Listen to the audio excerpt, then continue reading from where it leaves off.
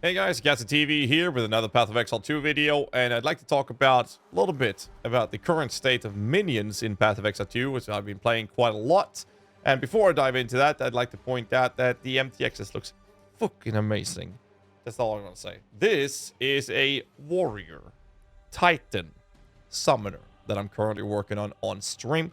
Tune in to check it out. We're gonna make a rotten cock zombie or titanic rotten cock zombie. That's what chat named it. Basically, I'm going to use a very likely going to try cast a crit, but we're going to see if we can play around with some zombie action, which I'm very excited for. However, it did bring up some very interesting stuff. So what I like to do is I like to show you guys some of the skills and talk about some of the issues with it. So the state of summoners in Path of Exile 2 is actually in a pretty decent state, I would arguably say, in terms of actual performance. And the main reason for this has a lot to do with things like the Arsonist. The Skeletal Arsonist, that's cracked. It's just cracked. I don't have anything else to add. It's insane. And it has collateral splash effect damage. And another way you can do really well performance right now in terms of the offensive scaling for different minions is actually the poison bomb from the sniper skeletons doing very, very well. What's really interesting here is that the Skeletal Arsonist shotgun explosion effect, for those of you who don't know what that means, is that if you give these extra projectiles, their extra projectiles are not able to hit the same target, but they create an explosion. The explosion can overlap and hit the same target. That is what is referred to as shotgunning. This allows them to do significantly more damage than most other minions, whereas the Skeletal Snipers are going to do this with exploding their gas clouds. Frost Mages actually has the same effect. They also have collateral splash and be able to shotgun. They're very similar to the Arsonist, except for two major things. One is instead of Skeletal Arsonist having physical damage converted to fire, they have pure cold damage and they're casting minions, whereas Arsonists are attacking minions. This matters for things like this node over here, which is physical damage added as chaos, would not work on the Frost Mages, but Frost Mages are a little slower, making it a little bit of a downside to that. But most importantly, when you use range minions, you kind of want to use Flame Wall. And if you're using Flame Wall only for 30 spirit, you get SRSs, which means that you want to run that. It's free damage. There's no point not doing it. And that kind of weaves into either going Skeletal Sniper or Arsonist for the top performing builds that we have seen so far. So what about the melee minions? Well, Reavers are doing really well. Their Spirit Reservation isn't too bad. The problem with melee minions is consistently how they're body blocking each other, getting stuck in corners and all that. But if you have range minions getting stuck in a hallway or in a doorway, they can still shoot through the doorway and you're not completely screwed over.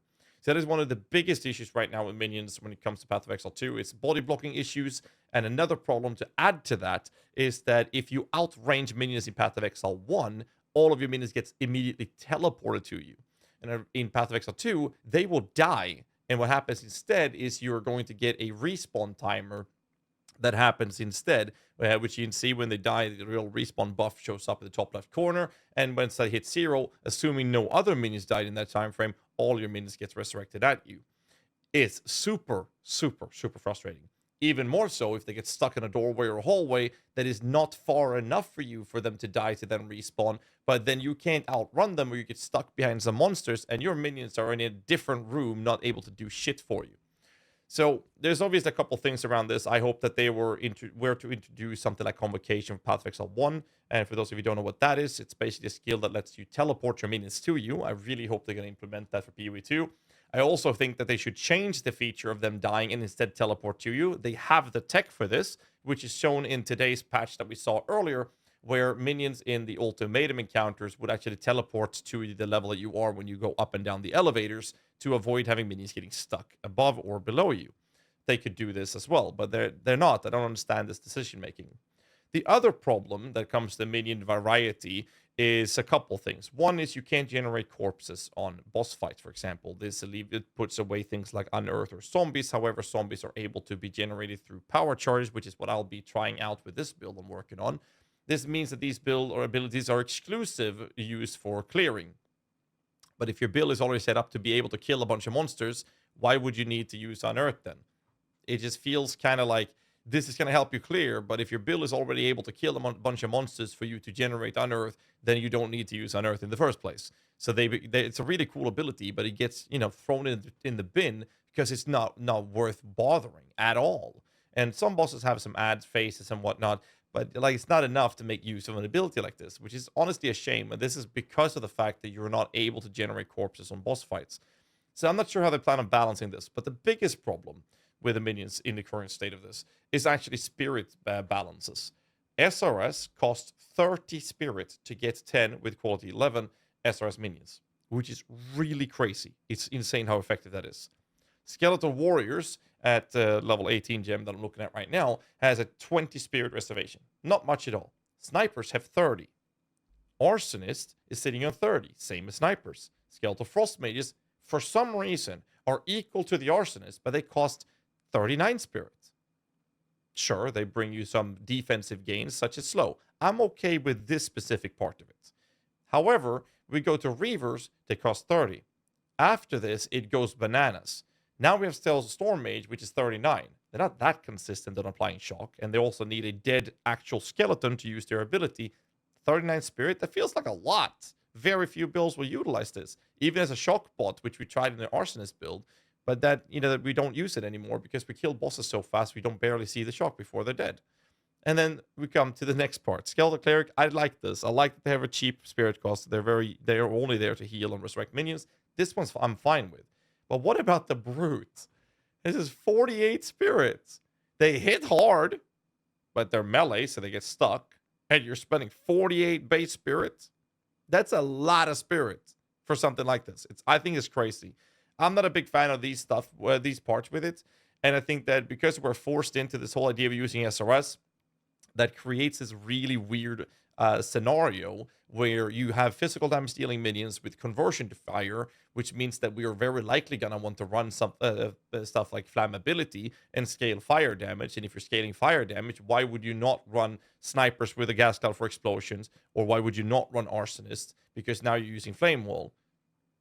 Even frost mages, you're not gonna I don't want to use these in a build for main damage, not just for the spirit, even if I get the defenses, but mainly because they don't actually benefit from the curse I'm supposed to use because I get free damage from SRS, which is fire, and as an infernalist, you get free ignition to fire expose. It just forces us into this scenario. So why I'm a little bit annoyed with this specific part with minions is obviously the getting stuck and all those things. It matters a lot. But GGG was very clear and adamant about the fact that they wanted us to not be pigeonholed into categories where, hey, yeah, I want to play minions. That's the comment, right? You look at the game and there isn't really any obvious choice for which class you want to play as minions. That's how they wanted to do the ascendancies. That's why things like the character I'm making right now is a literal warrior that I'm going to make as a summoner, which is pretty cool. And this is obviously thanks to the hulking form node. I think this is going to work out pretty well. It's going to perform. I'm just concerned that I might have to go into the same approach every other mini build is using, which is Flame Wall SRS with either Snipers or Arsonists. So I'm a little bit scared about that, but hopefully we'll see this not be the case with this idea that I'm having with the crit style to generate zombies with power charges. We'll see. However, my problem with it is that the skill tree itself is divided in the same thematic categorization as Path of Exile 1. So I'm going to bring up Path of Building. This here is Path of Exile 1 skill tree. In Path of Exile 1, you have this top part being intelligence-based.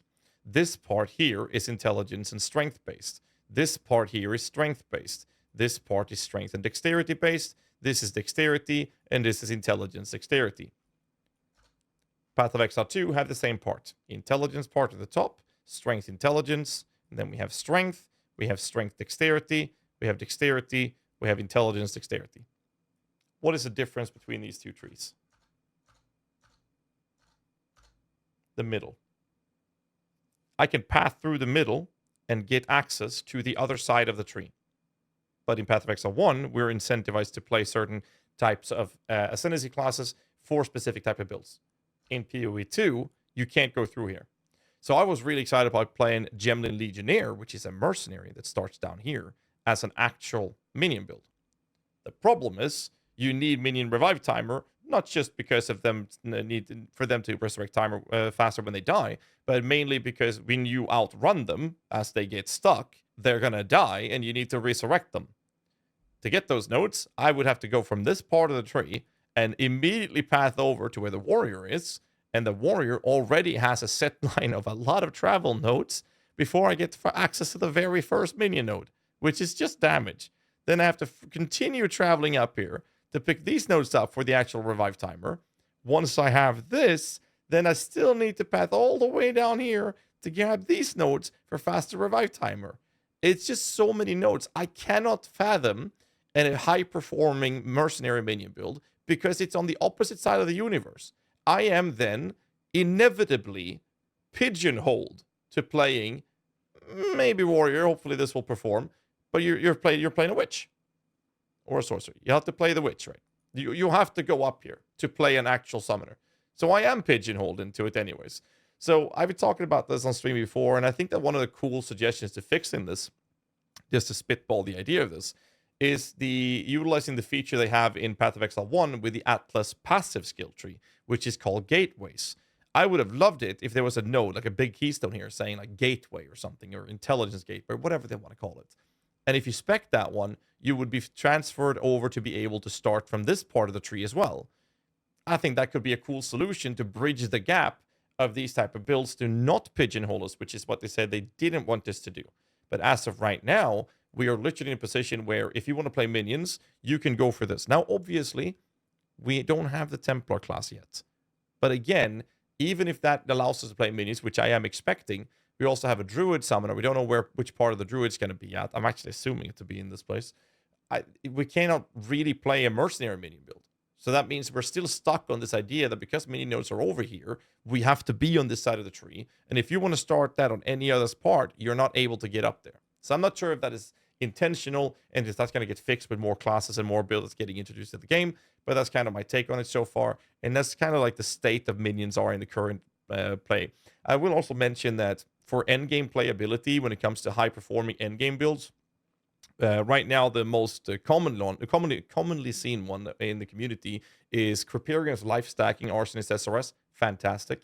My build is a Mind Over Matter Infernalist, which is also fantastic. Both my build and Creperian's build suffers from risk of getting one shot in the higher tier content. Most builds in this game suffers from that problem. The other issue, or the other solution to that, is actually coming from the Infernalist, which I was playing before the Grim Feast fix. I do believe Balor Mage and Ventura is playing it. There's surely many others, but those are the ones I know are playing that. And that is playing an Infernalist with high energy shield stacking, getting 10 to 15, 20,000 energy shield. And that amount of energy shield is without Grim Feast. At least the 10,000 energy shield is without the Grim Feast. That would actually allow you to survive the one-shots and handle the game in a much more effective way. What's the downside, you might ask? Well, you're going to have to spend hundreds upon hundreds of Exalteds to get to that state in the current state of the game. If you don't have hundreds upon hundreds of Exalteds, you cannot do that. And if you try to play that build in the ES version without having that insane level of defense and offense, the damage has to be there. So if you can't spend that currency, playing that version will be a disaster compared to my Mind Over Matter version or Creperian's Life version, which I think are one of the most solid two options you can play for Infernalist minion builds as an example, moving into the game. And then you can accumulate tons of wealth playing with that, then transition into the ES to become essentially immune to the, well, not immune, but less likely to get one shot. So that's kind of like how the minion builds are that are popular right now. My plan with the warrior is to get enough defensive stacking and survivability to handle those things without requiring hundreds of Exalteds. So we'll see if that pulls out or that works out in the first place.